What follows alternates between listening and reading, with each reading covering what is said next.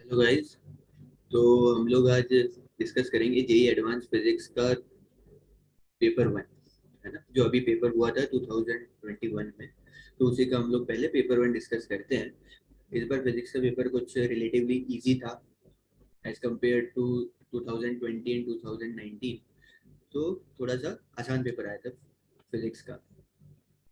तो इसमें सबसे पहले हम लोग सेक्शन वन की बात करेंगे। सेक्शन वन में ऐसा था कि सिंगल चॉइस क्वेश्चंस थे, जिसमें एक करेक्ट था, बाकी तीन ऑप्शन गलत थे। अगर आप सही मार्क करोगे तो +3 मिलेगा, नेगेटिव माइनस में, है ना।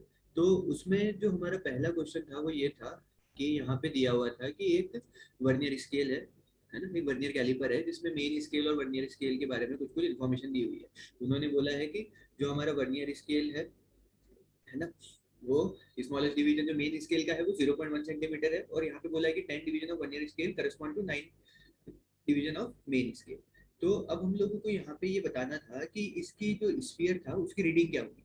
ठीक है। तो सबसे पहली बात तो यहाँ पे इन्होंने ये दिया हुआ है कि एक जब दोनों जॉज को हम लोगों ने ज्वाइन कर दिया तो उस केस में जो बात कर रहे हैं यहाँ पे, ये वाले फिगर है वो, तो उसमें ये दिख रहा है हम लोगों को कि यार मेन स्केल के जीरो से वर्नियर स्केल का जीरो पीछे है ना। तो इसका मतलब क्या हुआ कि यहाँ पे ये जो है ये नेगेटिव जीरो एरर है। अब नेगेटिव जीरो एरर होगा तो वो क्या होता है, जो हमारी रीडिंग होगी फाइनल रीडिंग, उसमें वो नेगेटिव जीरो एरर ऐड होता है। बट एक छोटी सी ध्यान अपने को ये रखना पड़ता है कि negative zero error direct add नहीं होता, है ना।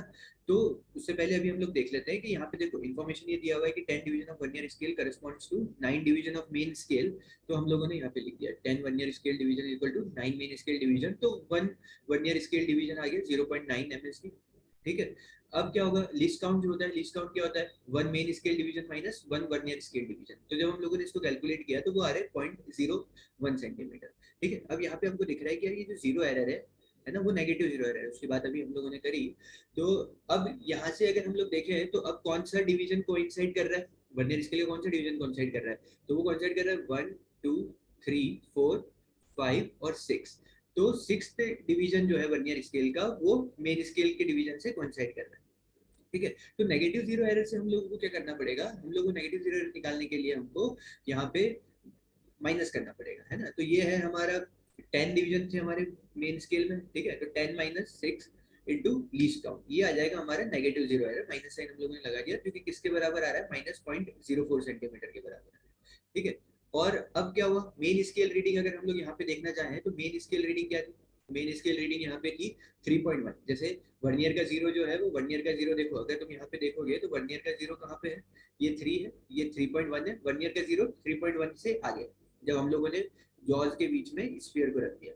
ठीक है। अब हमको यहाँ पे देखना है कि कौन सा डिवीजन कोइंसाइड कर रहा है, तो वो कौन सा डिवीजन कोइंसाइड कर रहा था, फर्स्ट डिवीजन ही कोइंसाइड कर रहा है। देखो ये फर्स्ट डिवीजन कोइंसाइड कर रहा है। ठीक है। तो अब मेन स्केल की रीडिंग तो हो गई 3.1, है ना, 3.1। ठीक है। मेन स्केल की रीडिंग अगर आप लोग देखें तो 3.1 होगी। अब वर्नियर स्केल की जो रीडिंग होगी तो वो क्या हो जाएगी, वर्नियर स्केल रीडिंग हो जाएगी 1 इंटू लीस्ट काउंट, क्योंकि फर्स्ट डिवीजन कोइंसाइड कर रहा था, तो 1 इंटू लीस्ट काउंट हम लोगों ने यहाँ पे लिख दिया ये। अब minus zero error, zero error को हम लोगों ने सब्ट्रैक्ट कर दिया, और माइनस माइनस प्लस हो जाएगा, जो कि कितना आ रहा है 0.04 ऐड हो जाएगा, तो फाइनल आंसर कितना आ जाएगा 3.15 सेंटीमीटर, जो कि ऑप्शन सी है ना। तो आंसर था इसका 3.15 सेंटीमीटर। वैसे ही अब हम लोग सेकंड क्वेश्चन पे आ जाते हैं। सेकंड क्वेश्चन में क्या बोल रहा है कि यार एक पीवी डायग्राम दे दिया। ठीक है। एक साइकिल दे दिया इन्होंने पीवी डायग्राम। तो अब क्या हुआ, यहाँ पे हमको बताना है कि कौन कौन सी साइकिल में हीट ऐड हुई होगी। ठीक है। तो हम लोगों को ये चीज तो पता ही होती है कि यार फर्स्ट लॉ ऑफ थर्मोडायनेमिक्स में क्या होता है, Q is equal to delta U plus W. Delta U क्या है, चेंज इन इंटरनल एनर्जी, है ना। वो किस पे डिपेंड करता है, टेम्परेचर पे डिपेंड करता है। अगर टेम्परेचर बढ़ रहा होगा तो इंटरनल एनर्जी बढ़ेगी। ठीक है। टेम्परेचर कम हो रहा होगा तो इंटरनल एनर्जी कम होगी। ठीक है। वर्क डन जो होगा, वर्क डन क्या होता है, पीडीवी। ठीक है। Integration of PDV. और एक और ये जो इक्वेशन है आइडियल गैस यहाँ पे बोला हुआ है, तो हमारा पीवी इक्वल टू एनआरटी तो वैलिड हो गए। ठीक है। अब अगर हम लोग यहाँ पे देखें प्रोसेस वन को, तो प्रोसेस वन जो है वो आइसोबैरिक प्रोसेस है ना। प्रोसेस वन आइसोबैरिक प्रोसेस है। यहाँ पे अगर हम लोग देखें तो क्या हो रहा है, वॉल्यूम इंक्रीज कर रहा है, वॉल्यूम इंक्रीज कर रहा है, तो जो वर्क डन होगा वो क्या आएगा, पॉजिटिव आएगा। ठीक है। अब पीवी इक्वल टू एनआरटी से देखें तो वी तो कांस्टेंट है, मतलब सॉरी पी तो कांस्टेंट है, तो वॉल्यूम इंक्रीज कर रहा है, तो इसका मतलब टेम्परेचर भी बढ़ रहा होगा। ठीक है। टेम्परेचर बढ़ रहा होगा तो इसका मतलब डेल्टा यू भी पॉजिटिव, है ना, डेल्टा यू पॉजिटिव। तो इसका मतलब क्या हुआ कि जो हमारा फर्स्ट प्रोसेस था उसमें अगर हम लोग Q is equal to delta U भी पॉजिटिव आ रहा है, डब्ल्यू भी पॉजिटिव आ रहा है, तो इसका मतलब Q भी क्या होगा, हीट एडेड भी क्या होगा, मतलब हीट जो एब्सॉर्ब होगी वो क्या होगी, मतलब पॉजिटिव ही होगी। इसका मतलब क्या होगा कि हम लोगों ने हीट दी है गैस को, ठीक है। सेकंड प्रोसेस अगर तुम लोग देखोगे तो आइसोकोरिक प्रोसेस, आइसोकोरिक प्रोसेस के बारे में हमको पता है कि वर्क डन तो जीरो होता है, ठीक है। और यहाँ पे आइसोकोरिक में वॉल्यूम कांस्टेंट है, वॉल्यूम कांस्टेंट है तो क्या हुआ, प्रेशर डिक्रीज कर रहा है, प्रेशर डिक्रीज कर रहा है इसका मतलब टेम्परेचर भी डिक्रीज कर रहा है, टेम्परेचर डिक्रीज कर रहा है इसका मतलब जो हमारा चेंज इन इंटरनल एनर्जी होगा वो नेगेटिव आ जाएगा, ठीक है। अब change in internal energy negative है तो यहाँ पे W तो जीरो, डेल्टा यू नेगेटिव, तो Q भी क्या आ जाएगा, नेगेटिव आ जाएगा। क्यों नेगेटिव आ गया, इसका मतलब सिस्टम से हीट निकाली गई है, ठीक है। थर्ड प्रोसेस देखो, थर्ड प्रोसेस वापस आइसोबैरिक है ना, आइसोबैरिक है और यहाँ पे वॉल्यूम डिक्रीज कर रहा है, वॉल्यूम डिक्रीज कर रहा है इसका मतलब डब्ल्यू नेगेटिव होगा, वर्क डन नेगेटिव होगा। और यहाँ पे जब हम लोग डेल्टा यू की बात करेंगे तो डेल्टा यू भी नेगेटिव आएगा, क्यों, क्योंकि प्रेशर तो कांस्टेंट है, वॉल्यूम डिक्रीज कर रहा है तो टेम्परेचर भी डिक्रीज कर रहा होगा, और अगर टेम्परेचर डिक्रीज कर रहा है तो इसका मतलब डेल्टा यू भी नेगेटिव, ठीक है। तो delta U negative, W negative, तो क्यू भी नेगेटिव आ जाएगा, तो इसका मतलब सिस्टम से हीट निकली गई है। अब फोर्थ प्रोसेस अगर देखोगे तो ये वापस हमारा आइसोकोरिक प्रोसेस है, isochoric process volume constant, pressure बढ़ रहा है ना, प्रेशर बढ़ रहा है, वर्क डन तो जीरो ही है, प्रेशर बढ़ रहा है तो इसका मतलब टेम्परेचर बढ़ रहा होगा, टेम्परेचर बढ़ रहा होगा तो डेल्टा यू पॉजिटिव होगा, तो इसका मतलब क्यू भी पॉजिटिव होगा। तो इसका आंसर कौन कौन से होंगे, ये प्रोसेस वन और प्रोसेस फोर। तो यहाँ पे जब हम लोग देखते हैं तो ये ऑप्शन सी में आ रहा है, तो हमारा ऑप्शन सी जो होगा वो करेक्ट हो जाएगा। अब आ जाते हैं हम लोग क्वेश्चन नंबर 3। यहाँ पे इन्होंने क्या बोला है कि यार हमारे पास एक अरेंजमेंट है जिसमें दो लेंस है, एक लेंस वन है एक लेंस टू है, ठीक है। लेंस वन से तुम लोगों ने 10 सेंटीमीटर दूर हम लोगों ने एक ऑब्जेक्ट रख दिया, ठीक है। और इन्होंने यहाँ पे रिफ्रैक्टिव इंडेक्स भी दे दिया है लेंस का 1.5 सेंटीमीटर, और रेडियस ऑफ कर्वेचर बोला है कि ये सारे जो रेडियस ऑफ कर्वेचर है वो कितना है, वो 10 सेंटीमीटर ही है, ठीक है। तो अब क्या होगा कि हमको सबसे पहले तो फोकल लेंथ निकालना पड़ेगा इन लेंसेज का, ठीक है। तो हमारे पास फोकल लेंथ निकालने के लिए फॉर्मूला होता है 1/f is equal to mu minus one, 1/r1 minus 1/r2। तो जब हम लोग लेंस वन की बात कर रहे हैं, है ना, लेंस वन की बात कर रहे हैं, कॉन्वेक्स लेंस की बात कर रहे हैं, तो उसके लिए हम लोग म्यू माइनस वन यहाँ पे देखेंगे तो ये R1 है ना, ये जो होगा ये R1 हो जाएगा, ये R2 हो जाएगा, तो R1 जो होगा वो पॉजिटिव, R2 जो होगा वो नेगेटिव, तो माइनस माइनस प्लस करके जब हम लोग फोकल लेंथ निकालते हैं फर्स्ट लेंस की आ जाती है 20 सेंटीमीटर, ठीक है। वैसे ही हम लोगों ने सेकंड लेंस की फोकल लेंथ निकालने के, तो सेकंड लेंस की फोकल लेंथ भी सेम ही आ जाएगी, है ना, 1.5, ये तो रिफ्रैक्टिव इंडेक्स है, यहाँ से जब हम लोग सब्ट्रैक्ट करते हैं तो 1/r1 माइनस 1/r2। अब इस केस में क्या था, R1 ऐसा था और R2 इधर था, अब ये R1 है तो हम लोग इंसिडेंट रेज के अपोजिट डायरेक्शन में मेजर कर रहे हैं यहाँ से, तो वो क्या हो जाएगा, ये नेगेटिव हो जाएगा और ये वाला पॉजिटिव हो जाएगा। तो देखो यहाँ पे -R1 लिया है हम लोगों ने, मतलब -20 लिया है इस केस में, और इस केस में पॉजिटिव ही लिया था तो माइनस जो है वो -1/20, -1/20, तो focal length of lens two भी कितनी आ जाएगी, -20 आ गई, ठीक है। अब हम लोगों ने सबसे पहले रिफ्रैक्शन करवाया लेंस वन से, तो उसके लिए हम लोगों को ऑब्जेक्ट डिस्टेंस दिया हुआ था जो कि कितना था, -10 सेंटीमीटर, ठीक है। फोकल लेंथ दी हुई है हमको, हम लोगों ने अभी कैलकुलेट किया 20 सेंटीमीटर, तो हम लोगों ने लेंस फॉर्मूला लगा दिया 1/v minus 1/u is equal to 1/f। तो यहाँ से तुमको जब तुम इसको सॉल्व करोगे तो v आ जाएगा तुम्हारे पास -20 सेंटीमीटर, मैग्निफिकेशन हमको पता होता है जो कि v/u होता है, ठीक है। तो इसको हम लोग m1 बोल देते हैं, ये m1 है जो कि मैग्निफिकेशन फर्स्ट लेंस की वजह से, जो कि किसके बराबर आ रहा है, v/u, तो -20/10 कितना हो गया, 2 आ गया, ठीक है। अब क्या हुआ कि हम लोग सेकंड लेंस की बात करते हैं। अब देखो यहाँ पे ये जो हमारा इमेज था, है ना, -20 सेंटीमीटर फ्रॉम फर्स्ट लेंस, है ना, माइनस आया तो इसका मतलब क्या होगा, ये सेम साइड ही होगी ऑब्जेक्ट के, है ना, तो -20 सेंटीमीटर, तो यहाँ पे वो लेंस था, इससे -20 सेंटीमीटर पीछे इमेज बनी थी, मतलब 20 सेंटीमीटर इधर बनी थी, और ये डिस्टेंस था 10 सेंटीमीटर। तो अब हमको क्या दिख रहा है कि यार इस वाले लेंस से जब हम लोग बात कर रहे हैं तो वो ऑब्जेक्ट डिस्टेंस कितना हो गया, 30 सेंटीमीटर। तो हम लोगों ने यहाँ पे ऑब्जेक्ट डिस्टेंस ले लिया होगा 30 सेंटीमीटर, और फोकल लेंथ जो है अभी हम लोगों ने ऊपर कैलकुलेट किया था जो कि -20 सेंटीमीटर था। तो यहाँ से जब हम लोग इसको लेंस फॉर्मूला में पुट करते हैं तो यहाँ पे हमारे पास भी आ जाता है जो कि इमेज डिस्टेंस है इस लेंस की वजह से, वो कितना आ रहा है, -12 सेंटीमीटर, ठीक है। अब हम लोगों ने क्या किया कि यार इसका हम लोगों ने मैग्निफिकेशन निकाल दिया जो कि M2 बोल दिया हम लोगों ने, तो उसको हम लोग v/u लिख देंगे। अब v/u लिख दिया तो v कितना था, v था हमारा -12, है ना, और u कितना था -30, ठीक है। तो वहां से कितना आ गया, 2/5 आ गया। और जब हम लोग ऐसे बहुत सारे लेंसेज को कंबाइन करके रखते हैं तो हमारे जो नेट मैग्निफिकेशन होता है वो क्या होता है, सारे मैग्निफिकेशन का मल्टीप्लीकेशन हो जाता है। तो देखो हम लोगों ने यहाँ पे magnification m is equal to क्या लिख दिया, m1 इंटू m2, जो कि किसके बराबर हो गया, 2 इंटू 2/5, 0.8। तो यहाँ पे 0.8 ऑप्शन में था, है ना, उसी को हम लोग टिक कर देंगे, तो 0.8 ऑप्शन बी था, तो हम लोगों ने ऑप्शन बी को टिक कर दिया। इसी क्वेश्चन। अब आगे बढ़ते हैं। यहाँ पे आ जाते हैं हम लोग क्वेश्चन नंबर 4। ठीक है, अब क्वेश्चन नंबर 4 में क्या बोल रहा है कि यार एक न्यूक्लियस है क्यू जिसकी हाफ लाइफ है 20 मिनट्स। ठीक है, 20 मिनट्स में वो हाफ हो जाता है। ठीक है, अब उसमें क्या हो रहा है कि अल्फा डीके भी हो रहा है और बीटा डीके भी हो रहा है, और उसने ये बोला कि जो 60% प्रोबेबिलिटी है अल्फा डीके की, ठीक है, और 40% प्रोबेबिलिटी है बीटा डीके की। तो अब हमको ये बताना है, इनिशियली यहाँ पे दिया हुआ है कि टोटल नंबर ऑफ न्यूक्लियाई जो है क्यू के वो कितने हैं, 1000। ठीक है, तो हमको ये बताना है कि 1 घंटे के बाद कितने अल्फा डीके, मतलब कितना अल्फा डीके हो चुका होगा, है ना, the number of alpha decays of Q in the first 1 hour, है ना, 1 घंटे में कितना अल्फा डीके हो चुका होगा। ठीक है, तो सबसे पहले हमको प्रोबेबिलिटी दी हुई है अल्फा डीके की, जो कि कितनी है, 60% है। तो इसका मतलब क्या हुआ होगा कि यार टोटल हमको न्यूक्लियाई 1000 दिए हुए, तो 1000 में से 600 अल्फा डीके हुए होंगे, है ना, 600 अल्फा डीके हुए होंगे, प्रोबेबिलिटी के हिसाब से हम लोगों ने निकाल दिया। अब यहाँ से हम लोगों ने यहाँ पे लैम्डा निकाल दिया। लैम्डा के बारे में तुम लोगों को पता ही क्या होता है, ln2 बाई टी हाफ, या फिर T half is equal to ln2 by lambda होता है। तो वहां से हम लोगों ने लैम्डा निकाल दिया, जो कि किसके बराबर आ रहा है, ln2 बाई 20।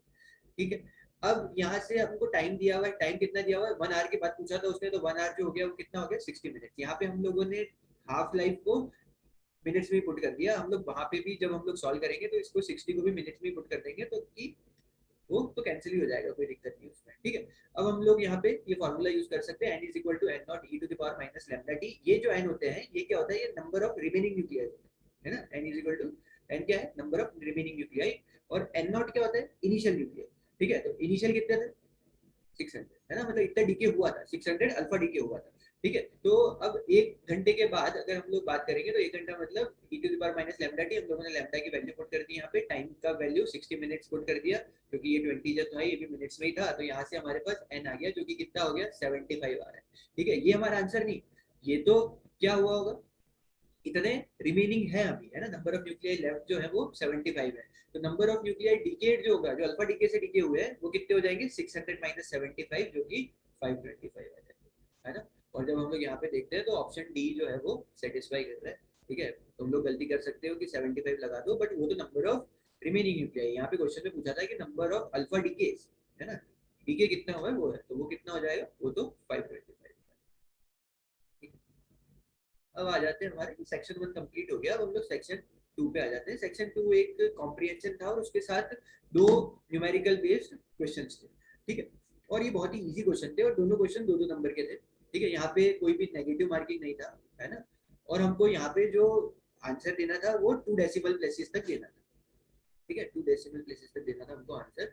तो उसमें फर्स्ट क्वेश्चन ये रहा, इसमें ये बोल रहे हैं कि यार एक प्रोजेक्टाइल है ना, जिसको हम लोगों ने 5√2 मीटर पर सेकंड से फेंका ग्राउंड से, और एंगल 45 डिग्री है। ठीक है, अब क्या हुआ कि हाईएस्ट पॉइंट पे जाके वो प्रोजेक्टाइल 2 पार्ट में टूट गया। ठीक है, एक पार्ट जो था वो हाईएस्ट पॉइंट के वर्टिकली बिलो गिर गया, और दूसरा पार्ट जो होगा वो ऑब्वियसली आगे चला जाएगा, इधर कहीं गिरेगा। तो हमको ये बताना था कि यार ये जो दूसरा पार्ट है, ये एक तो कितने टाइम के बाद नीचे गिरेगा इस पॉइंट से, है ना, कितने टाइम के बाद नीचे गिरेगा इस पॉइंट से, और दूसरा ये बताना था कि वो इनिशियल मतलब प्रोजेक्टेड पॉइंट से कितना दूर गिरेगा। ठीक है, कितना दूर गिरेगा। तो सबसे पहले तो हम लोगों ने क्या किया, सबसे पहले हम लोगों ने टाइम ऑफ फ्लाइट निकाल दिया। अब टाइम ऑफ फ्लाइट क्या होता है, टाइम ऑफ फ्लाइट का डायरेक्ट फार्मूला पता है हमको, 2u sin theta by G, where u is initial velocity. ठीक है, तो हम लोगों ने 2u sin थीटा बाई जी से जब कैलकुलेट किया, तो टाइम ऑफ फ्लाइट आ रहा है हमारे पास 1 सेकेंड। ठीक है, अब क्या हुआ, हाईएस्ट पॉइंट पे वो ब्रेक हो गया, मोमेंटम कंजर्व रहेगा। मोमेंटम क्यों कंजर्व रहेगा, क्योंकि यहाँ पे कोई एक्सटर्नल फोर्स तो लग नहीं रहा है। ठीक है, जो भी फोर्स था, ये जो अलग हुआ था, वो तो इंटरनल फोर्सेस की वजह से अलग होगा, तो इसका मतलब मोमेंटम कंजर्व होगा। ठीक है, और अगर हम लोग हाईएस्ट पॉइंट पे देखें, तो इसकी जो वेलोसिटी होती है वो तो हॉरिजॉन्टल डायरेक्शन में होती है, जो कि कितनी हो जाएगी, u cos थीटा, और u cos थीटा जब तुम लोग सॉल्व करते हो तो वो 5√2 इंटू 1/√2 आ जाएगा, जो कि कितना हो जाएगा, 5 मीटर पर सेकंड। ठीक है, 5 मीटर पर सेकंड, क्योंकि हॉरिजॉन्टल डायरेक्शन की वेलोसिटी कभी चेंज नहीं होती, है ना। अगर हॉरिजॉन्टल प्रोजेक्टाइल है तो हॉरिजॉन्टल डायरेक्शन की वेलोसिटी चेंज नहीं होती, क्यों नहीं होती, क्योंकि हॉरिजॉन्टल डायरेक्शन में कोई फोर्स ही नहीं है। जो भी फोर्स है वो तो कौन सा है, वो तो ग्रेविटेशनल फोर्स है ना। हम लोग ऑब्वियसली यहाँ पे एयर को नेग्लेक्ट कर रहे हैं। ठीक है, अब क्या हुआ कि यार यहाँ पे हाईएस्ट पॉइंट पे पहुंचने के लिए कितना टाइम ले रहा है, टोटल टाइम 1 सेकंड ले रहा है, तो हाईएस्ट पॉइंट पे पहुंचने के लिए मतलब यहाँ पे पहुंचने के लिए कितना टाइम लिया होगा उसने, आधा सेकंड लिया होगा। अब आधा सेकंड लिया है, और उसने ये भी बोला कि ये जो पार्टिकल था, फर्स्ट पार्टिकल, वो आधे सेकंड में नीचे गिर गया। तो अब दूसरा पार्टिकल भी कितने सेकंड में गिर जाएगा, ऑब्वियसली वो भी 0.5 सेकंड में ही नीचे आ जाएगा, है ना, 0.5 सेकंड में नीचे आ जाएगा। ठीक है, तो टी का आंसर कितना हो जाएगा, फर्स्ट पार्ट का आंसर 0.5 सेकंड। अब आ जाते हैं हम लोग इसी के सेकंड पार्ट में। सेकंड पार्ट में क्या हो रहा है कि यार यहाँ पे इनिशियली ब्रेक होने से जस्ट पहले जो वेलोसिटी थी वो तो 5 मीटर पर सेकंड थी, अभी हम लोगों ने ऊपर देखा, ठीक है। तो अब हम लोगों ने यहाँ पे कर दिया momentum conservation just before breaking and just after breaking. तो मास जो था वो हाफ हाफ हुआ था, तो हम लोगों ने इनिशियल मास 2m ले लिया, फाइनल मास मैंने m ले लिया, क्योंकि हॉरिजॉन्टल डायरेक्शन में मोमेंटम कंजर्व कर रहा हूँ मैं, है ना। तो हॉरिजॉन्टल वेलोसिटी इस वाले पार्टिकल की जो सीधा का सीधा नीचे गिरा है उसकी तो जीरो ही है ना। सिर्फ और सिर्फ किसकी वेलोसिटी आएगी जो हमारा हॉरिजॉन्टल डायरेक्शन में आगे चला गया, है ना। तो 2mv is equal to mv dash. तो जो पार्टिकल जो आगे गया है उसकी वेलोसिटी आ गई हमारे पास v डैश, जो कि कितनी आ रही है 10 मीटर पर सेकंड। अब क्या हो रहा है, वो 10 मीटर पर सेकंड से आगे जा रहा है, कितने टाइम तक आगे जाएगा वो 0.5 सेकंड। क्यों? क्योंकि 0.5 सेकंड ही उसने नीचे आने के लिए लिया था, तो वो कितना डिस्टेंस चल लिया होगा v इंटू टी, जो कि कितना आ रहा है 5 मीटर आ रहा है। और अब मैं रेंज कैलकुलेट कर दिया, यहाँ पे रेंज कितनी होती है v cos theta into t, है ना। तो v cos theta into t range आ रही है हमारी 5 मीटर। अब देखो यहां से यहां तक ये जो था ये डिस्टेंस था हमारा 5 meter, range total range 5 meter. यहां से यहां तक का डिस्टेंस अभी हम लोगों ने कैलकुलेट किया वो कितना था, वो भी 5 मीटर आया है, ठीक है। तो अब ये डिस्टेंस ये हाफ ऑफ रेंज होगा, क्योंकि हाईएस्ट पॉइंट पे वो रेंज के आधे पे होता है ना। तो ये r/2, ये भी r/2, ठीक है। तो अब हमको ये बताना है कि यार वो यहाँ से कितना डिस्टेंस होगा यहाँ पे, तो r/2 प्लस 5 मीटर, क्योंकि यहाँ से यहाँ तक का r/2 है बीच पॉइंट तक, और यहाँ से यहाँ तक 5 मीटर है, तो टोटल डिस्टेंस कितना चला होगा वो r/2 प्लस 5। तो r/2 प्लस 5 कितना हो गया 7.5 मीटर। तो जो हमारा क्वेश्चन नंबर 6 था, मतलब क्वेश्चन नंबर 5 था, उसका आंसर था 0.5 सेकेंड, और क्वेश्चन नंबर 6 का आंसर था 7.5 मीटर, है ना। हमको यूनिट नहीं लिखनी थी वहां पे, हमको सिर्फ न्यूमेरिकल फॉर्म में आंसर देना था।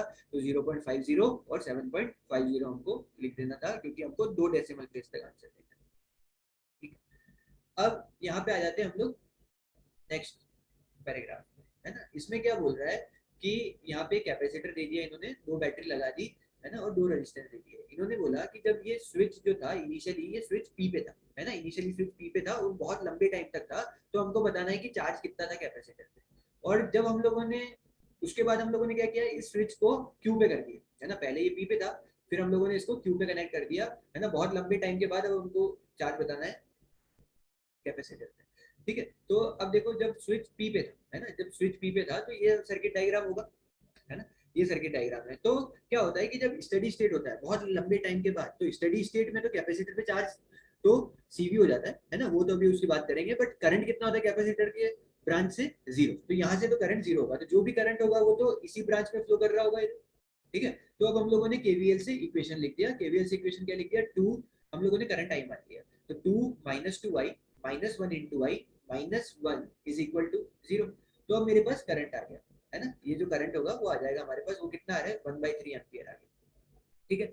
अब मुझे क्या चाहिए, मुझे कैपेसिटर के अक्रॉस मतलब कैपेसिटर पे कितना चार्ज है वो चाहिए। तो कैपेसिटर पे चार्ज चाहिए तो मुझे उसके लिए क्या करना पड़ेगा, मुझे पहले कैपेसिटर के अक्रॉस कितना पोटेंशियल डिफरेंस है वो निकालना पड़ेगा, ठीक है। और फिर हम लोग Q is equal to C V कर देंगे, ठीक है। तो अब हम लोग यहाँ से ए से चालू करते हैं, पोटेंशियल डिफरेंस निकालना हमको, V A minus V B निकालना है। तो मैंने क्या किया, देखो वापस केवीएल लगा दिया, तो कैसे ए से चालू किया, तो V A minus 1 into I minus 1 is equal to V B. जब तुम इसको सॉल्व करते हो तो V A minus V B, जब हम लोग इसको सॉल्व करते हैं तो हमारा V A minus V B जो आ रहा है वो कितना आ जाएगा, V A minus V B आ रहा है हमारा 4/3 वोल्ट, ठीक है, 4/3 वोल्ट आ गया। अब क्या होगा, चार्ज जो होगा वो क्या हो जाएगा, C into V A minus V B, जो कि किसके बराबर आ रहा है 1 इंटू 4/3 म्यू कूलम, क्योंकि कैपेसिटर की जो यूनिट दी हुई थी इन्होंने 1 म्यू फराड दी हुई थी, तो चार्ज भी किसमें आएगा माइक्रो कूलम में ही आएगा, ठीक है। तो जो कि कितना आ रहा है 1.6666 आ जाएगा, राउंड ऑफ करेंगे तो 1.67 आंसर, ठीक है।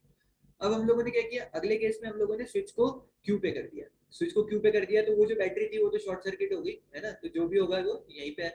अब क्या होगा, सेम स्टडी स्टेट में तो यहाँ पे करंट कितना हो जाएगा, कैपेसिटर वाली ब्रांच में 0 ही हो जाएगा। तो अब हम लोगों ने नया करंट मान लिया आई डैश, ठीक है। वापस हम लोगों ने केवीएल लिखा, केवीएल से 2 minus 2 I dash minus I dash is equal to 0, तो आई डैश का वैल्यू आ गया उस केस में 2/3 एम्पियर, ठीक है। फिर मैंने KVL V A minus V B निकालने के लिए लिखा, तो क्या लिखूंगा, V A minus 1 I dash, है ना, is equal to V B.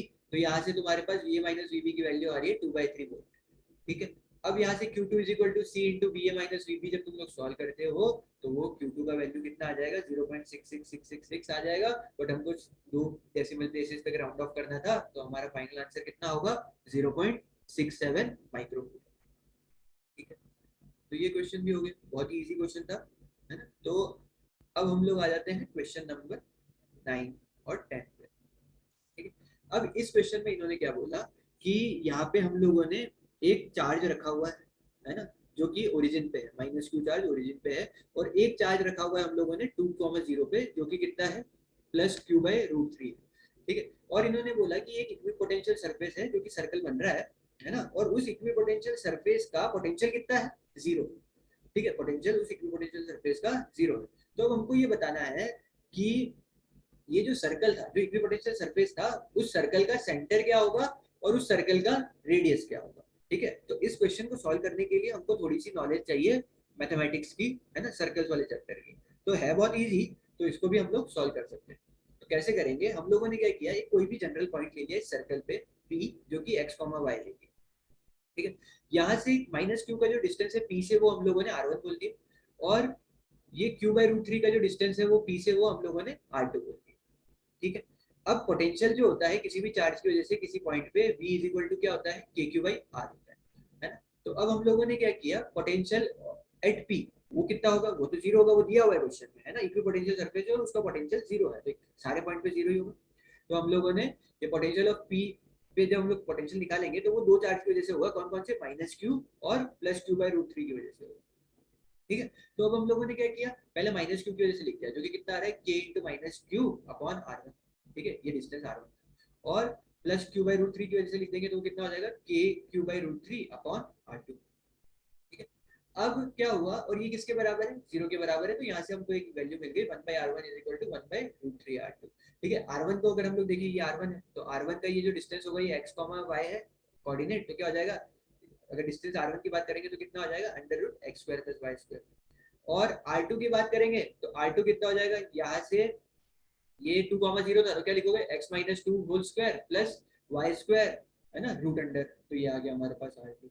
अब हम लोगों ने क्या किया, दोनों साइड स्क्वायर कर दिया, तो हमारे पास एक इक्वेशन बन गई, quadratic equation in x and y, है ना। तो जब हम लोग इसको रीअरेंज करते हैं तो हमारे पास ये फाइनली इस फॉर्म की इक्वेशन आ जाती है, x minus three whole square plus Y square is equal to root three square. तो ये एक सर्कल की इक्वेशन है ना, सर्कल की इक्वेशन है जिसका सेंटर जो आ रहा है हमारे पास, वो सेंटर कितना है ना। यहाँ पे अगर हम लोग सर्कल की इक्वेशन देखें तो सेंटर क्या है, 3 और y का 0, ठीक है। और यहाँ पे क्या होता है, अगर तुम कंपेयर करते हो सर्कल की इक्वेशन से, तो देखो ऐसी होती है, x माइनस ए का square plus Y minus B square is equal to R square, ठीक है। तो यहाँ पे जब हम लोग देख रहे हैं तो a का वैल्यू कितना है 3, b का वैल्यू कितना है 0, है ना। तो यहाँ पे सर्कल का सेंटर कितना हो गया 3,0, ए और बी जो होंगे वो सर्कल के सेंटर होंगे, और आर स्क्वायर, आर स्क्वायर अगर देख रहे हो तो आर कितना है रूट थ्री, तो बी का वैल्यू तो 3 हो गया, रेडियस जो होगा वो रूट थ्री हो जाएगा, बट हमको आंसर 2 डेसिमल प्लेसेस तक देना है,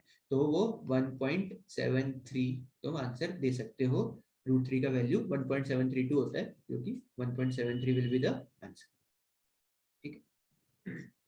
अब आगे बढ़ते हैं, है ना। तो ये हमारा सेक्शन 2 भी कंप्लीट हो गया। अब सेक्शन 3 थोड़ा सा लेंदी था, क्योंकि ये मल्टीपल चॉइस क्वेश्चन थे और इसमें 6 क्वेश्चन थे, है ना, जिसमें मोर देन वन करेक्ट थे। अब इसमें क्या था, मार्किंग स्कीम भी अगर हम लोग देखें हैं तो यहाँ पे अगर तुम सारे ऑप्शन टिक करते हो तो +4 मिलते, है ना। और तो अब इसकी मार्किंग स्कीम इन्होंने समझाई हुई है कि अगर मान लो कि चारों ऑप्शन है ABCD चारों करेक्ट है, ठीक है, और अगर तुम 3 करेक्ट करते हो तो तुमको +3 मिलता है, ठीक है, 2 करेक्ट करोगे तो +2 मिलेगा, 1 करेक्ट करोगे तो +1 मिलेगा, और अगर तुम उसको छोड़ देते हो क्वेश्चन को तो 0 मिलेगा, ठीक है ना। अब अगर मान लो कि 3 ऑप्शन करेक्ट है ना, 3 ऑप्शन करेक्ट है, तुम चारों करते हो तो +4 मिलेंगे, ठीक है। बट अगर मतलब 3 ऑप्शन करेक्ट है, जैसे ABD करेक्ट है तो तुमको +4 मिलेगा अगर तुमने तीनों करेक्ट किए। बट अगर तुमने सिर्फ A और B ही करेक्ट मार्क किया है, तुमने D छोड़ दिया तो तुमको +2 मिलेगा, है ना। A और D मार्क किया तो तुमको +2 मिलेगा, B और D किया तो भी +2 मिलेगा, अगर तुमने कोई एक ही ऑप्शन मार्क किया तो +1 मिलेगा, ठीक है। बट अगर तुमने कोई गलत ऑप्शन मार्क कर दिया जैसे सी, है ना, जो कि ऑप्शन नहीं था करेक्ट आंसर, तो तुमको -2 मिलेगा, ठीक है। तो ये मल्टीपल चॉइस में भी नेगेटिव मार्किंग थी यहाँ पे, ओके। अब जैसे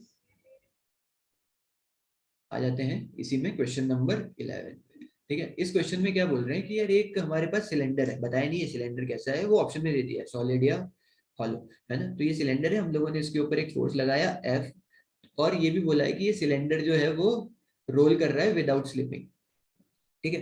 तो अब हमको ये बताना है, 4 ऑप्शन दे दिए, हमको चेक करना है, ठीक है, वैल्यू हमको चेक करनी है, ठीक है। तो सबसे पहले हम लोगों ने क्या किया कि इसका फ्री बॉडी डायग्राम बना दिया, हम लोग फ्रिक्शन को पीछे मान लिया, ठीक है। प्योर रोलिंग में तुम लोग फ्रिक्शन का डायरेक्शन कहीं भी मान सकते हो, तो तुम्हारे फाइनल आंसर में तुमको डायरेक्शन मिल जाएगा, ठीक है। तो अब क्या हुआ कि हम लोगों ने इस फ्रिक्शन के डायरेक्शन के हिसाब से जब हम लोगों ने इक्वेशन लिखी तो क्या होगा, F minus F is equal to M A, जो एक्सेलरेशन है वो हम लोगों ने सेंटर ऑफ मास का एक्सेलरेशन माना हुआ है, जो कि कितना है ए, ठीक है।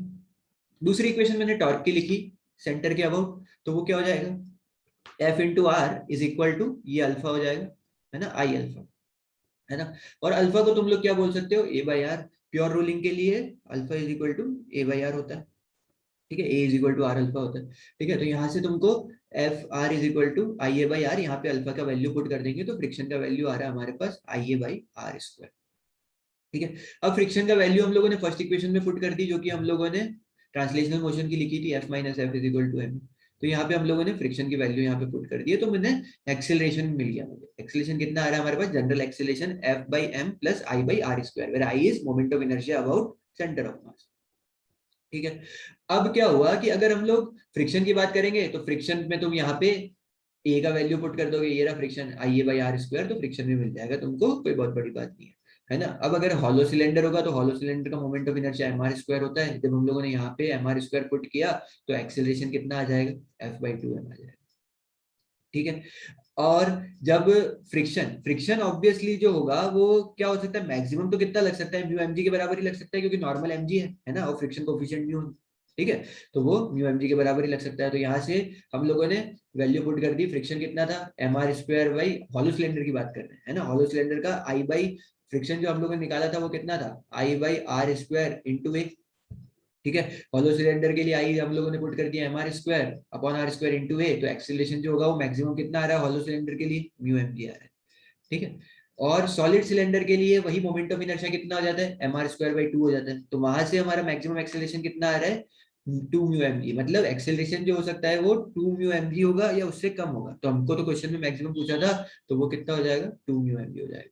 तो यहाँ पे जब हम लोग देख रहे हैं तो कौन कौन से ऑप्शन सही आ रहे हैं, देखो एक तो कि अगर हॉलो सिलेंडर होगा तो एक्सेलेरेशन कितना होगा, एफ बाई टू एम, यह भी हम लोगों ने देखा, ये करेक्ट हो जाएगा। और सॉलिड सिलेंडर के लिए मैक्सिमम पॉसिबल वैल्यू कितनी हो सकती है, 2 म्यू जी हो सकती है, ठीक है, ये हो जाएगा, ठीक है। और ये सी ऑप्शन गलत है, देखो सी ऑप्शन में क्या बोलते हैं, magnitude of frictional force on the object due to the ground is always mu M G, ये गलत है। ये क्यों गलत है, क्योंकि क्या होता है ना कि जब प्योर रोलिंग होती है तो फ्रिक्शन काइनेटिक नहीं लगता, है ना, फ्रिक्शन जो होता है वो स्टैटिक फ्रिक्शन लगता है। और स्टैटिक फ्रिक्शन के बारे में हमको पता है कि स्टैटिक फ्रिक्शन कैसा फ्रिक्शन होता है, वो तो सेल्फ एडजस्टिंग होता है, तो वो जीरो से लेके म्यू एस एन तक कुछ भी वैल्यू ले सकता है, ठीक है। इस केस में म्यू एस एन जो है वो म्यू एम जी है, तो हमेशा म्यू एम जी नहीं रहेगा, है ना, वो जीरो से म्यू एम जी कुछ भी हो सकता है फ्रिक्शन का वैल्यू, ठीक है। तो ऑलवेज यहाँ पे जो वर्ड आ गया है इसकी वजह से ही ऑप्शन सी जो है वो गलत है। और ये अभी हम लोगों ने देखा कि for the same F the value of A does not depend on whether the cylinder is solid और होलो, ये गलत है, क्योंकि हम लोग यहाँ पे देख रहे हैं तो क्या हो रहा है, देखो यहाँ पे जो फोर्स मतलब एक्सेलरेशन जो आ रहा है वो ये आ रहा है M plus I by R square, तो मोमेंट ऑफ इनर्शिया पे डिपेंड कर रहा है। अब मोमेंट ऑफ इनर्शिया सॉलिड और होलो का अलग अलग होता है, तो ऑब्वियसली दोनों का एक्सेलरेशन भी अलग अलग होगा, ठीक है। तो ये क्वेश्चन हो गया। अब आगे आ जाते हैं, देखो यहाँ पे इन्होंने 2 सरफेस दे दिए, ठीक है, एक का यहाँ पे रिफ्रैक्टिव इंडेक्स n1 दिया हुआ है, दूसरे का रिफ्रैक्टिव इंडेक्स n2 है, और तीसरा मीडियम जो है वो एयर है, ठीक है। और इन्होंने ये बोल दिया कि जो हमारा एंगल था थीटा, है ना, तो इसने ये बोल दिया कि साइन थीटा जो है वो थोड़ा सा ज्यादा है 1/n1 से, ठीक है, 1/n1 से थोड़ा सा ज्यादा है।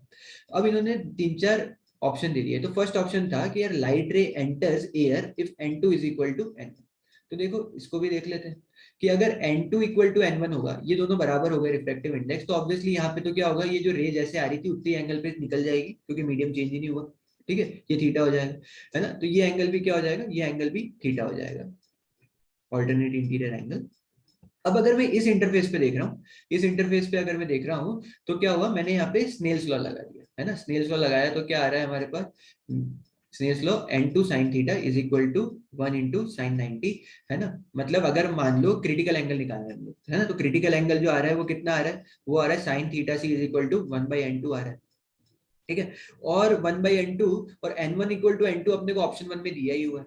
ठीक है, तो अब हो क्या रहा है कि क्रिटिकल एंगल पे ही तुम, क्योंकि एंगल जो है, एंगल तो ज्यादा दिया है तुम लोगों ने, है ना, एंगल तो इससे ज्यादा है, क्रिटिकल एंगल से भी ज्यादा पे तुम लोगों ने इंसिडेंट किया है। ठीक है, तो अब क्रिटिकल एंगल से ज्यादा पे अगर हम लोगों ने इंसिडेंट किया है, क्योंकि दिया हुआ है क्वेश्चन में ये, है ना, तो अब क्या होगा कि रे तो एयर में जा ही नहीं सकती, रे तो क्या होगी, रे तो टीआईआर कर देगी, है ना, टोटल इंटरनल रिफ्लेक्शन हो जाएगा, तो वो तो वापस आ जाएगा, है ना, तो फर्स्ट ऑप्शन तो गलत हो गया। सेकेंड ऑप्शन में उन्होंने बोला था कि n1 is equal to n2, मतलब sorry n1 is greater than n2 है, तो ये n1 था, ये n2 था। अब देखो n1 जो है वो बड़ा है n2 से, तो यहाँ पे रे डेंसर से रेयर मीडियम में जा रही है, तो क्या हो रहा है, ये अवे फ्रॉम नॉर्मल बेंड होगी, तो ऑब्वियसली ये जो एंगल आर है ये क्या होगा, ये थीटा से ज्यादा होगा, है ना, एंगल आर जो है वो थीटा से ज्यादा होगा, तो ये आर होगा तो ये भी आर होगा, इस वाले इंटरफेस के लिए ये इंसिडेंट एंगल हो जाएगा। ठीक है, अब उन्होंने क्या बोला, उन्होंने ये बोला था कि जो हमारा, हम लोगों ने नया निकाल दिया है क्रिटिकल एंगल, तो नया क्रिटिकल एंगल कितना आ रहा है, sine theta C is equal to 1/n2। अब यहाँ पे क्या हुआ था कि n1 ज्यादा था n2 से, ठीक है, तो ये अभी हम लोगों ने बात करी, तो उसकी वजह से क्या होगा, r ग्रेटर देन थीटा होगा।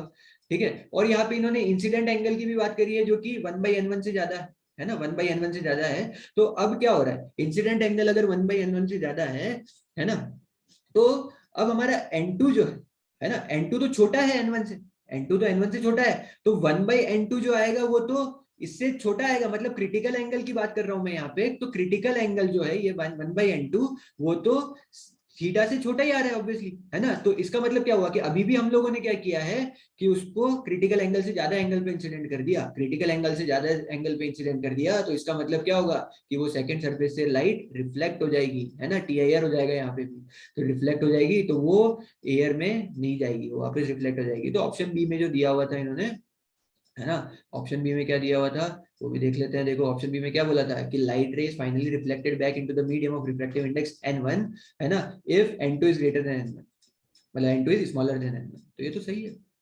ठीक है, और इसी में इसका उल्टा दिया हुआ है n2 is greater than n1, है ना, तो ये तो ऑप्शन गलत ही हो जाएगा, तो सी ऑप्शन को चेक करने का कोई मतलब ही नहीं है ना, तो अब हमारे पास डी ऑप्शन बचता है। ठीक है, यहाँ पे क्या बोल दिया कि यार n2 को इन्होंने 1 बोल दिया, अगर हम लोगों ने n2 को 1 बोल दिया तब क्या होगा, तो देखो उसको भी देख लेते हैं, n2 को 1 बोल दिया तो यहाँ पे क्या हुआ, हम लोगों ने स्नेल्स लॉ लगाया, है ना, तो n1 sin theta is equal to n2 sin r, n2 को तो 1 बोल ही दिया था, तो sin थीटा कितना आ रहा है, sin r by n1 आ रहा है। ठीक है, और इन्होंने क्या बोला था कि यार sin थीटा जो है वो ग्रेटर देन 1/n1 है, तो अगर इन दोनों इक्वेशन से देखो तो sin r upon n1 is greater than 1/n1, तो sin r जो आ रहा है वो ग्रेटर देन 1 हो गया, बट sin थीटा तो 1 से बड़ा होता ही नहीं है, तो इसका मतलब यहाँ पे भी क्या हुआ होगा, यहाँ पे भी TIR ही हुआ होगा, तो ये जो रे है ये वापस इसी में आ गई, टोटल इंटरनल रिफ्लेक्शन हो गया, ठीक है, तो टोटल इंटरनल रिफ्लेक्शन हो जाएगा, है ना, तो ये भी दिया हुआ था, तो ऑप्शन डी भी करेक्ट हो जाएगा। ठीक है, अब आ जाते हैं हम लोग क्वेश्चन नंबर 13, ये भी एक इजी क्वेश्चन था। इसमें क्या बोल रहे हैं कि एक जो पार्टिकल है हमारे पास, इसमें ये बोल रहे हैं कि एक जो पार्टिकल है हमारे पास, है ना, वो पार्टिकल जो है वो 0.2 kg का है, वो इनिशियली जो था वो -L -h पे था एक्स वाई प्लेन में। ठीक है, L का वैल्यू भी दिया हुआ है इन्होंने 10 मीटर, H का वैल्यू दिया हुआ है 1 मीटर। ठीक है, और पार्टिकल एक्सेलरेट कर रहा है 10 मीटर पर सेकंड स्क्वायर से पॉजिटिव एक्स डायरेक्शन में, और ये बोल रहे हैं कि एंगुलर मोमेंटम जो भी है सब कुछ ऐसा ही यूनिट में ही है, और हमको ये बताना है कि 4 ऑप्शन है वो चेक करना है। ठीक है, तो इनिशियली पार्टिकल यहाँ पे था, है ना, तो फर्स्ट ऑप्शन में इन्होंने बोला कि पार्टिकल जो है वो 2 सेकंड के बाद x इक्वल टू एल और y इक्वल टू -h पे आ जाएगा, हॉरिजॉन्टल डायरेक्शन में जा रहा था, तो ऑब्वियसली सिर्फ और सिर्फ कौन सा कोऑर्डिनेट चेंज होगा, x कोऑर्डिनेट ही चेंज होगा, है ना, तो अब हम लोगों ने ये देख लेते हैं कि यार 2 सेकंड में उसने डिस्टेंस कितना चला होगा, 2 सेकंड में वो कितना डिस्टेंस चला है, हाफ AT स्क्वायर से निकाल दिया हम लोगों ने, 20 मीटर चला है, तो ये -10 पे था, तो वो कहाँ पे आ जाएगा, +10 पे आ जाएगा, तो ऑप्शन 1 तो करेक्ट हो जाएगा। अब उन्होंने क्या बोला, टॉर्क निकालना है हमको, है ना, सेकंड ऑप्शन में बोला टॉर्क निकालो, जब वो उस पॉइंट पे है, बी पॉइंट पे है ना, L -h पे है, तो torque is equal to tau is equal to R प्लस F कर दिया हम लोगों ने, तो F इज इक्वल टू ma होता है ना, तो 0.2 इंटू 10 2n i कैप, क्योंकि एक्सीलरेशन x डायरेक्शन में था तो फोर्स भी x डायरेक्शन में हो गया। R वेक्टर अगर हम लोग देख रहे हैं तो R वेक्टर जो होगा वो R वेक्टर यहाँ से लेना पड़ेगा तुमको, ये R वेक्टर होगा जो कि किसके बराबर हो जाएगा, -i cap, sorry -j cap, है ना, -j कैप आ गया। अब तुमने इसी का क्रॉस प्रोडक्ट किया R क्रॉस F का, तो वो कितना आ रहा है 2k कैप, तो ये भी सही हो जाएगा ऑप्शन। ठीक है। अब वैसे ही एंगुलर मोमेंटम क्या हो जाएगा, m into R cross V. तो हम लोगों ने क्या किया, वेलोसिटी निकाल दी 2 सेकंड पे, 2 सेकंड पे इनिशियल वेलोसिटी तो 0 थी, तो 2v is equal to u plus 80 लगाया तो 20 मीटर पर सेकंड आ गया। ठीक है। एंगुलर मोमेंटम जो होगा वो कितना आ जाएगा, 0.2 into minus J cap into 20 I cap R cross B. R तो अभी भी वही है माइनस जे कैप, है ना, परपेंडिकुलर डिस्टेंस लेना पड़ेगा तुमको वहां से, और इंटू वी, मतलब क्रॉस प्रोडक्ट है ये। तो यहाँ से जब तुम लोग सॉल्व करते हो तो एंगुलर मोमेंटम 4k कैप आ जाएगा। फोर्थ ऑप्शन को जब हम लोग चेक करते हैं तो वो सही नहीं आता है, तो इसकी वजह से ए बी सी ऑप्शन जो होंगे वो करेक्ट हो जाएंगे। ठीक है। अब क्वेश्चन नंबर हम लोग 14 पे आ जाते हैं। क्वेश्चन नंबर 14 जो था वो मॉडर्न फिजिक्स का था, बहुत ही इजी क्वेश्चन। ठीक है। तो यहाँ पे ये बोल रहे हैं कि यार the ratio of the longest wavelength to the shortest wavelength in Balmer series is 9/5। ठीक है। तो बार्मर सीरीज में जो होता है वो n इक्वल टू 2 से चालू होता है, 2 3 4 5 6 ट्रांजिशन जो होते हैं वो मतलब 3 से 2, 4 से 2, 5 से 2, है ना, इंफिनिटी से 2, यही ट्रांजिशन हो सकते हैं। ठीक है। जब लॉन्गेस्ट वेवलेंथ की बात करेंगे तो ट्रांजिशन जो हो रहा होगा वो कहाँ से हो रहा होगा, 3 से हो रहा होगा, और वो जो इलेक्ट्रॉन है वो कहाँ जा रहा होगा, 2 जा रहा होगा। तो जो फोटोन एमिट हुआ होगा उसकी वेवलेंथ जो आएगी वो हम लोग ऐसे निकाल सकते हैं, 1/λ is equal to r into 1/n2 square minus 1/n1 square. जब हम लोग इसको कैलकुलेट करते हैं तो हमारे पास इक्वेशन ही आ जाएगी, 1/λ मैक्स आ जाएगा 5/36r। और मिनिमम वेवलेंथ की जब हम लोग बात करेंगे तो मिनिमम वेवलेंथ के केस में क्या हो जाएगा, ट्रांजिशन कहाँ से हो रहा होगा, इन्फिनिटी से 2 पे। तो इन्फिनिटी से 2 पे जब ट्रांजिशन हो रहा होगा तो हमारे पास यहाँ पे ऐसे आ जाएगा। ठीक है। ये आ जाएगा हमारे पास r/4, अगर हम लोग कैलकुलेट करें तो r/4 हो जाएगा। ठीक है। और जब हम लोग इक्वेशन 1 और 2 से सॉल्व करते हैं तो लॉन्गेस्ट और शॉर्टेस्ट का जो रेशियो आएगा वो 9/5 आ जाएगा, तो ऑप्शन ए करेक्ट हो जाएगा। ठीक है। अब देखो ऑप्शन 2 में उन्होंने बोला कि there is an overlap between the wavelength ranges of Balmer and Paschen series, है ना। तो ये तो तुम लोगों को पता ही है, लाइमन, बाल्मर, पास्चन, ब्रैकेट और पीफन, है ना। तो ये n इक्वल टू 1 से चालू होता है, n इक्वल टू 2 से चालू होता है, n इक्वल टू 3 से चालू होता है। ठीक है। तो अब ओवरलैप का मतलब क्या हो रहा है कि ये जो वेवलेंथ है, मतलब जो वेवलेंथ एमिट हो रही है ना, फोटोन की जो वेवलेंथ है वो ओवरलैप कर रही है। ठीक है। तो अब इसके लिए अब हमको क्या करना पड़ेगा, देखना पड़ेगा। तो हम लोगों ने क्या किया, longest wavelength of Barmer series निकाली जो कि किसके बराबर है, ऊपर भी निकाला था हम लोगों ने, 36/5 बार आ रहा है। शॉर्टेस्ट वेवलेंथ ऑफ पास्टन देखा है हम लोगों ने, है ना। तो इन्फिनिटी से 3 पे ट्रांजिशन हुआ तो वो कितना आ रहा है, 9/r आ रहा है। तो है ना, शॉर्टेस्ट वेवलेंथ अगर हम लोग देखें तो क्या हो रहा है यहाँ पे, अगर तुम इसको देखो तो क्या आ रहा है, शॉर्टेस्ट वेवलेंथ ऑफ पास्टन जो है वो लॉन्गेस्ट वेवलेंथ ऑफ बार्मर से भी बड़ा है ना। तो ये बार्मर का था, है ना, लैम्डा भी लॉन्गेस्ट, और ये था पास्टन। तो अब देख रहे हैं तो बार्मर सीरीज की जो भी वेवलेंथ होगी वो तो इसके नीचे होगी, पास्टन सीरीज की जो वेवलेंथ होगी वो इसके ऊपर होगी। ठीक है। तो अब क्या हो रहा है कि यहाँ पे कोई ओवरलैप नहीं आ रहा है, तो ऑप्शन बी जो है वो करेक्ट हो गया। ठीक है। नहीं सॉरी, ऑप्शन भी करेक्ट नहीं होगा, कोई भी ओवरलैप नहीं आ रहा है, तो इसका मतलब ऑप्शन वहां पे लिखा हुआ है कि ओवरलैप होगा बट ऐसा है नहीं, तो इसलिए ऑप्शन बी रॉन्ग हो गया। ठीक है। अब वैसे ही सी देख लो, सी में क्या बोल रहे हैं वो कि यार यहाँ पे भी एक ऑप्शन दे दिया इन्होंने, है ना। अगर हम लोग सी वाला ऑप्शन देखें तो सी में क्या बोल रहा है कि यार wavelength of Lyman series are given by 1 + 1/m² lambda naught, where lambda naught is the shortest wavelength. ठीक है। शॉर्टेस्ट वेवलेंथ का मतलब क्या होगा, इन्फिनिटी से 1 पे ट्रांजिशन, क्यों, क्योंकि कौन सी सीरीज है, लाइमन सीरीज है। ठीक है। तो यहाँ पे इन्होंने इसकी बात कर दी, तो अगर हम लोग वेवलेंथ निकालें तो वो कितना आ रहा है, 1/1²। हम लोग मान रहे हैं कि यार m से 1 पे ट्रांजिशन हुआ। ठीक है। तो यहाँ से ये आ गया, और ये तो हमारी शॉर्टेस्ट वेवलेंथ होगा, दिया हुआ है लैम्डा नॉट होगा, तो जो कि इन्फिनिटी से 1 पे आएगा तो वो इसके बराबर ही आ जाएगा। और जब हम लोग सॉल्व करते हैं तो यहाँ पे प्लस नहीं आ रहा है, बीच में माइनस आ रहा है, तो इसलिए ये ऑप्शन भी गलत हो जाएगा। ठीक है, उन्होंने प्लस दिया हुआ। अब उसने डी ऑप्शन में बोला है कि यार लाइमन और बार्मर में ओवरलैप होगा। ठीक है। तो हम लोगों ने क्या किया, लाइमन की लॉन्गेस्ट निकाल दी जो कि 4/3 आ रहा है ना, ओवरलैप नहीं होगा, सॉरी ये बोला हमने, है ना। और शॉर्टेस्ट बार्मर की निकाल दी हम लोगों ने, 4r आ रहा है, तो वही बात हो गई अब यहाँ पे, है ना। तो जब हम लोग देख रहे हैं, है ना, तो यहाँ पे क्या हो रहा है कि लाइमन की लॉन्गेस्ट वेवलेंथ जो है वो ये रहा लाइमन। ठीक है। और ये है बार्मर की शॉर्टेस्ट, तो ये थी हमारी 4/r, ये थी हमारी 4/3r। ये लॉन्गेस्ट वेवलेंथ है लाइमन की, तो इसके नीचे होगी इसकी सारी और इसके ऊपर होगी बार्मर की सारी, तो यहाँ पे कोई ओवरलैप नहीं है, तो इसका मतलब ऑप्शन डी भी करेक्ट हो जाएगा। तो आंसर इसका कितना होगा, ए एंड डी हो जाएगा। ठीक है।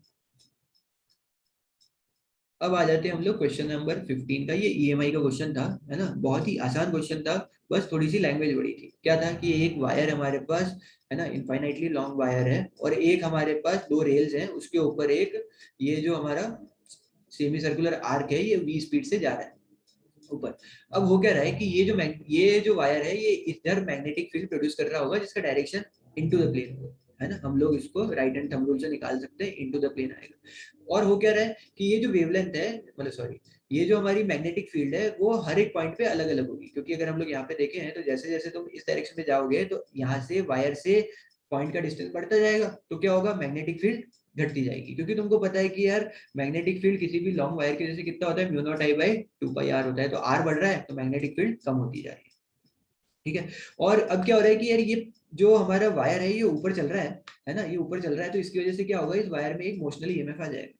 मोशनल ईएमएफ कितना होता है, मोशनल ईएमएफ की अगर हम लोग बात करेंगे तो वीबीएल होता है। बट अगर इस केस में क्या हो रहा है कि मैग्नेटिक फील्ड वेरिएबल है, तो तुमको सॉल्व करने के लिए क्या करना पड़ेगा, उसका इंटीग्रेशन करना पड़ेगा, ठीक है। और फिर क्या होगा, अब यहाँ पे मोशनल ईएमएफ आ गया तो है ना, ये एक बैटरी की तरह काम करेगा। अब वो बैटरी की वजह से क्या होगा कि करंट फ्लो होगा, ये जो सर्किट कंप्लीट हो रहा है इसमें करंट फ्लो होगा, तो ये जो कैपेसिटर है ये चार्ज होगा, है ना। कैपेसिटर जो होगा वो चार्ज हो जाएगा। तो हमसे इस क्वेश्चन में ये पूछा है कि यार इस सर्किट का मैक्सिमम करंट कितना होगा, सबसे पहली बात तो।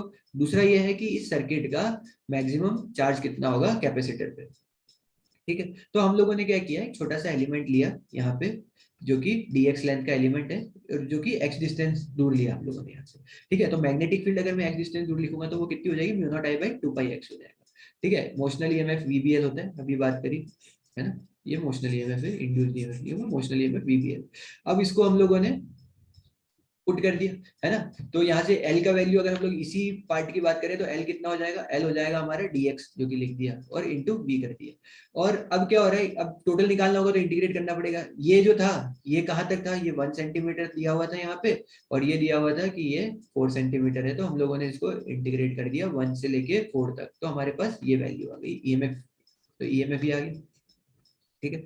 ईएमएफ इतना आ गया, है ना। अब यहाँ पे क्या हो रहा है, ईएमएफ मोशनल ईएमएफ है ना, इंड्यूस्ड ही है। अब उसके बाद क्या हुआ, ये हमारे पास ईएमएफ आ गया, तो अब आई मैक्स निकालने के लिए हम लोग क्या करेंगे, ई बाई आर करेंगे। अब ये आई मैक्स कैसे है, क्योंकि जैसे जैसे ये ऊपर जाएगा, है ना, जैसे जैसे ये ऊपर जा रहा होगा तो इसके ऊपर एक फोर्स लग रहा होगा जो कि अपोजिट डायरेक्शन में होगा। अब क्या होगा कि वो वेलोसिटी कम होती जाएगी, वेलोसिटी कम होती जा रही है तो ऑब्वियसली क्या हो रहा होगा, ये मोशनल ईएमएफ कम होता जा रहा है। मोशनल ईएमएफ कम होता जा रहा है तो इसका मतलब क्या हो रहा होगा, करंट भी कम होता जा रहा होगा। तो मैक्सिमम करंट कब आएगा, जब उसकी वेलोसिटी v है, उस टाइम पे जितनी वेलोसिटी दे रखी है उसने, उसी टाइम पे मैक्सिमम ईएमएफ इंड्यूस आएगा, ठीक है। तो वो हमारे पास, और उसी टाइम पे मैक्सिमम करंट भी होगा, जो कि हम लोगों ने ई बाई आर से 1.2 इंटू 10⁻⁻�6 निकाल दिया एम्पियर, ठीक है। और चार्ज मैक्सिमम क्या हो जाएगा, maximum charge C naught into E हो जाएगा, है ना। तो यहाँ से जब तुम लोग सॉल्व करोगे तो 8.4 इंटू 10⁻12 हो जाएगा। तो यहाँ पे दो ऑप्शन जो होंगे वो करेक्ट हो जाएंगे, है ना, ए और सी। करंट जो होगा 1.2 इंटू 10⁻�6 आएगा, थोड़ी सी कैलकुलेशन है, और मैक्सिमम चार्ज जो आएगा वो 8.4 इंटू 10⁻12, ठीक है। ये क्वेश्चन भी हो गया। अब आ जाते हैं हम लोग क्वेश्चन नंबर 16 पे। ये क्वेश्चन है फ्लूइड मैकेनिक्स का, ठीक है। तो इसमें क्या हो रहा है कि ये जो ट्यूब है ये इधर ए एक्सेलरेशन से जा रही है ना, कांस्टेंट एक्सेलरेशन ए से नीचे जा रहा है, ठीक है। तो हम लोगों को बताना है इसमें बीटा की वैल्यू, है ना, बीटा, और इस पे क्या क्या वैल्यू ऑप्शन चेक करने हैं बेसिकली अपने को, P1 और P2, है ना। P1 माइनस P2 निकालना है अपने को, है ना। तो P1 माइनस P2 क्या होगा वो बताना है, ठीक है। तो हम लोगों ने क्या किया, यहाँ पे फर्स्ट पॉइंट ये है, 2 ये है, एक और पॉइंट ले लिया जो कि 2 से हॉरिजॉन्टल डायरेक्शन में 3 है, ठीक है। तो P1 माइनस P3 अगर तुम देखो तो ये इस ए के दो कंपोनेंट होंगे, ए एक्सेलरेशन के दो कंपोनेंट होंगे, एक तो इस डायरेक्शन में होगा जो कि कितना हो जाएगा, ए कॉस थीटा, 45 डिग्री है इसलिए कोई फर्क नहीं पड़ रहा, कॉस या साइन एक ही बात है, ए साइन थीटा, ठीक है, ये साइन थीटा, है ना। तो अब अगर हम लोग बात करें तो P1 माइनस P3 है ना, तो ये नीचे जा रहा है हॉरिजॉन्टल डायरेक्शन में, मतलब वर्टिकल डायरेक्शन में नीचे जा रहा है ना, कितने एक्सेलरेशन से, ए साइन थीटा से। तो जो जी इफेक्टिव होगा, जी इफेक्टिव की अगर हम लोग बात करेंगे तो जी इफेक्टिव कितना हो जाएगा, G minus A by root two, क्योंकि है ना 45 डिग्री है ना, A sine theta, A sine 45, तो जी इफेक्टिव कितना हो जाएगा, G minus A by root two. तो रो जी इफेक्टिव इंटू एच, एच जो होगा वो, है ना, 45 डिग्री है तो ये वाली लेंथ भी कितनी आ जाएगी, ये लेंथ भी वही आ जाएगा, डी आ जाएगा, क्योंकि ये डी है, ये डी है, और एंगल 45 बन रहा था तो tan थीटा 1 होता है, तो अगर ये डी है तो ये भी डी हो जाएगा, क्योंकि किसके बराबर आ जाएगा, ये आ जाएगा P1 minus P3 is equal to rho ji effective into T, ठीक है। अब वैसे ही तुम P2 माइनस P3 निकाल सकते हो, है ना। P2 माइनस P3 में अगर हम लोग देखें हैं तो ये एक्सेलरेशन है a cos थीटा, ठीक है। अब एक्सेलरेशन हॉरिजॉन्टल डायरेक्शन में मतलब टुवर्ड्स राइट है, ठीक है। तो प्रेशर क्या होगा, प्रेशर ऑब्वियसली तो यहाँ पे मतलब जैसे जैसे तुम पीछे जाते जाओगे प्रेशर बढ़ता जाएगा, है ना, प्रेशर बढ़ता जाएगा, जो कि किसके बराबर आ जाएगा, रो A L, row A L के बराबर आ जाएगा। तो रो ए कितना था हॉरिजॉन्टल डायरेक्शन में, ए बाई रूट टू, तो ए बाई रूट टू, और एल जो है वो तो अभी भी कितना है, डी है, तो rho A by root two into D, तो P2 माइनस P3 आ गया। अब तुम इन दोनों को सब्ट्रैक्ट कर दो, है ना, इन दोनों को सब्ट्रैक्ट कर दोगे तो तुम्हारे पास P1 माइनस P2 आ जाएगा। तो P1 माइनस P2 कितना आ रहा है, rho D into G minus 2a by root two, है ना, और यहाँ से P1 minus P2 upon rho G D is equal to this आ रहा है, और इसका वैल्यू उन्होंने बीटा बोला हुआ है। तो अब चारों ऑप्शन चेक कर लेंगे। फर्स्ट में बोल रहा है कि यार अगर a का value g by root two होगा तो बीटा 0 आ जाएगा। तो देखो यहाँ पे a का value g by root two put करते हो तुम, तो ये बीटा की वैल्यू 0 आ जाती है। तो पहला ऑप्शन सही हो गया, ठीक है। तो पहला सही है तो दूसरा गलत है ना, g बाई रूट टू पे। और दूसरे ऑप्शन में बोल रहा है कि यार a का वैल्यू अगर g बाई टू पुट करते हो तुम, g बाई टू, तो उसका वैल्यू कितना आ जाएगा, root two minus one by root two. तो g बाई टू भी पुट करके देख लो, है ना, g बाई टू पुट करके देखोगे तो बीटा का value root two minus one by root two, है ना, यहाँ पे रूट टू आ जाएगा, ठीक है। तो सी ऑप्शन भी जो होगा वो करेक्ट हो जाएगा, ठीक है। तो ये हमारा हो गया सेक्शन 3 खत्म, ठीक है। अब आ जाओ सेक्शन 4 पे। देखो सेक्शन 4 में ये जो पहला क्वेश्चन है इसमें क्या बोल रहा है कि एक अल्फा पार्टिकल है जिसका मास 4 MU होता है, ठीक है, और एक सल्फर आयन है जिसका मास होता है 32 MU, ठीक है। अब ये बोल रहे हैं कि इनको एक्सीलरेट किया सेम पोटेंशियल V से, है ना, सेम पोटेंशियल V से एक्सीलरेट किया और उसको एक यूनिफॉर्म मैग्नेटिक फील्ड में पास किया। तो अब बताना है कि अपने को उनकी रेडियस का रेशियो क्या होगा, ठीक है। रेडियस के बारे में तुम लोगों को पता ही है ना, जब भी हम लोग किसी भी चार्ज को, है ना, परपेंडिकुलर मैग्नेटिक फील्ड में पास करते हैं तो क्या होता है कि वो एक सर्कुलर मोशन करता है ना, mv square by R is equal to QV से जब हम लोग निकालते हैं, ठीक है, तो R is equal to MV by QV आ जाता है। V क्या है, वेलोसिटी, ठीक है, कितनी स्पीड से चल रहा है वो। और यहाँ पे एक और work done is equal to half MV square, और वर्क डन क्या होता है, Q इंटू V। V क्या होता है, पोटेंशियल जिससे हम लोगों ने उसको एक्सेलरेट किया। मैंने यहाँ पे Q डेल्टा V लिख दिया ताकि V और डेल्टा मतलब वेलोसिटी और पोटेंशियल में कंफ्यूजन ना हो। तो हम लोगों ने वेलोसिटी निकल गया जो कि किसके बराबर आ रहा है, 2Q delta V by M, इसी को हम लोगों ने पुट कर दिया है। तो देखो रेडियस आ गया हमारे पास 2MQ delta V upon QB, है ना, थोड़ा सा और सिंप्लीफाई भी कर सकते हो तुम लोग। और फिर अब सल्फर अपॉन अल्फा का तुमको रेशियो निकालना था। तो सल्फर में जो चार्ज होगा, चार्ज कितना होगा सल्फर, है ना, यहाँ पे अगर हम लोग देखें सबसे पहली बात तो इसको थोड़ा और सिंप्लीफाई कर देते हैं। तो ये प्रोपोर्शनल आ रहा है, किसके प्रोपोर्शनल आ रहा है, ये under root M by Q के प्रोपोर्शनल आ रहा है, ठीक है। तो सल्फर का जो मास होगा M बाई क्यू के प्रोपोर्शनल आ रहा है। तो यहाँ पे अगर हम लोग देखेंगे तो RS बाई R अल्फा जो आएगा वो किसके बराबर आ जाएगा, MS by QS into under root लगा दो Q alpha by M alpha, ठीक है। अब मास ऑफ सल्फर आयन कितना था, 32 MU दिया हुआ है। Charge on sulphur ion singly charge था तो 1 है। अल्फा पार्टिकल पे चार्ज कितना होता है, 2 होता है, +2, ठीक है। और अल्फा पार्टिकल का मास कितना होता है, 4 MU होता है। तो यहाँ पे जब तुम लोग सॉल्व करोगे इसको तो आंसर कितना आ जाएगा, 4। तो ये 4 is the correct answer, fill कर देंगे। अब ये एक रोटेशन का क्वेश्चन था, बहुत ही इजी। रोटेशन का क्वेश्चन जनरली एडवांस में थोड़ा सा अच्छा आता है, बट इस बार बहुत आसान आया था। इन्होंने क्या बोला कि यार एक रॉड है ए लेंथ की, है ना, और इस पे हम लोगों ने a/4 डिस्टेंस पे एक डिस्क फिक्स कर दिया है ना, हॉरिजॉन्टल प्लेन में डिस्क फिक्स कर दिया है, और उसका रेडियस कितना है डिस्क का, a/2। तो हमको ये बताना है कि, और ये सिस्टम जो है ये ओमेगा से ऐसे घूम रहा है, और ये जो डिस्क है ये 4 ओमेगा से घूम रही है, ठीक है। तो हमको ये बताना है कि O पॉइंट के अबाउट इस सिस्टम का एंगुलर मोमेंटम क्या होगा। तो देखो यहाँ पे 3 एंगुलर मोमेंटम लिखने पड़ेंगे अपने को। एक तो डिस्क का उसके सेंटर के अबाउट एंगुलर मोमेंटम, ठीक है, जो कि आई ओमेगा हो जाएगा। आई ओमेगा मतलब ओमेगा जो लोगे डिस्क में उसमें 4 ओमेगा लेना पड़ेगा। और इस डिस्क का ओ पॉइंट के अबाउट एंगुलर मोमेंटम, तो इस डिस्क का एंगुलर मोमेंटम ओ पॉइंट के अबाउट भी लेना पड़ेगा, जो कि कितना हो जाएगा, I about O of disc into omega, जो कि ये इस ओमेगा से घूम रहा है तो वो ओमेगा, ठीक है, प्लस एक तो हो जाएगा आई अबाउट ओ, डिस्क की बात कर रहे हैं हम लोग, है ना, और आई अबाउट सेंटर, ये सेंटर अगर मैं सी ले लेता हूं तो सी इंटू 4 ओमेगा, ये हो जाएगा डिस्क का टोटल एंगुलर मोमेंटम अबाउट ओ। और रॉड का अगर बात करोगे तो रॉड का कितना हो जाएगा, plus I R into omega. Rod का मोमेंट ऑफ इनर्शिया तो ऑब्वियसली ओ के अबाउट ही लोगे, तो कि ml स्क्वायर बाई 3 होता है। तो देखो यहाँ पे रॉड का लिया हुआ है m स्क्वायर बाई 3 ओमेगा। यहाँ पे ये जो लिया हुआ है ये डिस्क का angular momentum about point O, ठीक है। तो अब क्या हुआ कि सेंटर ऑफ मास का डिस्टेंस डिस्क का कितना होगा यहाँ से ओ पॉइंट के अबाउट, a माइनस a/4, है ना, क्योंकि रेडियस जो है उसने कितना दिया हुआ है, इसका रेडियस a/4 दिया हुआ है, तो ये वाला तो माइनस करना पड़ेगा। तो टोटल डिस्टेंस कितना हो जाएगा सेंटर ऑफ मास का, 3a/4 पुट कर दिया। और डिस्क का मोमेंटम मतलब डिस्क का एंगुलर मोमेंटम अबाउट उसके सेंटर है ना, तो वो कितना हो जाएगा mr²। इसका मोमेंट ऑफ इनर्शिया सेंटर के अबाउट कितना होता है mr²/2 होता है। तो देखो ये लिखा हुआ है mr²/2 इंटू ओमेगा। तो ओमेगा कितना था 4 ओमेगा। तो जब हम लोग इसको सॉल्व करते हैं तो n का मतलब 49/48 ma² ओमेगा आ जाएगा। तो n का वैल्यू कितना आ जाता है, n का वैल्यू 49 आ जाएगा। ठीक है, तो n का वैल्यू हमारा 49, यही पूछा था हमसे क्वेश्चन में, तो यही हमारा आंसर होगा। ठीक है,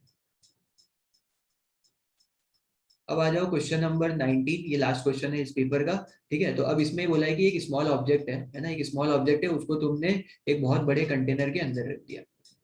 ठीक है, और क्या हुआ था कि यार T=0, तो टेम्परेचर ऑफ द ऑब्जेक्ट जो था वो 200 केल्विन था T=0 पे। T=T1 पे उसका टेम्परेचर जो था वो 100 केल्विन हो गया, और T=2 पे वो T=T2 पे वो 50 केल्विन हो गया।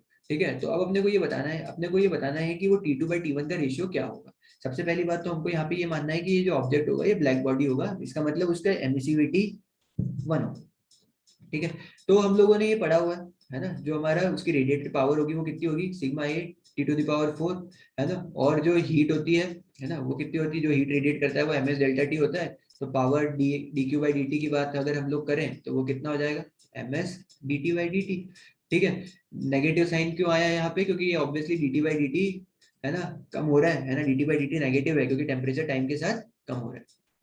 ठीक है, तो हम लोगों ने यहाँ पे इसको लिख दिया, इसको हम लोग थोड़ा सा अरेंज करके इनिशियली T1 निकालना है, तो इनिशियल टेम्परेचर 200 था, फाइनल टेम्परेचर 100 था, तो 0 से T1 तक, और यहाँ पे जब हम लोग इंटीग्रेट कर देंगे इसको तो हमको T1 का वैल्यू मिल जाएगा।